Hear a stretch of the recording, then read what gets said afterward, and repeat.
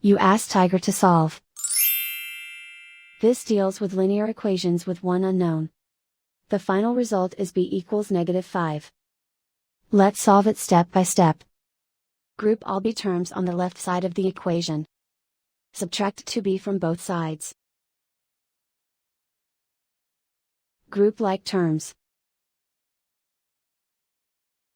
Simplify the arithmetic. Group like terms. Simplify the arithmetic.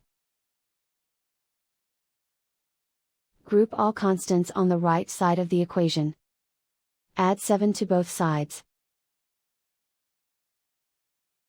Simplify the arithmetic.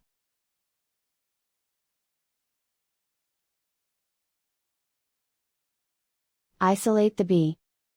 Divide both sides by 6. Simplify the fraction. Find the greatest common factor of the numerator and denominator. Factor out and cancel the greatest common factor. And so the final result is b equals -5.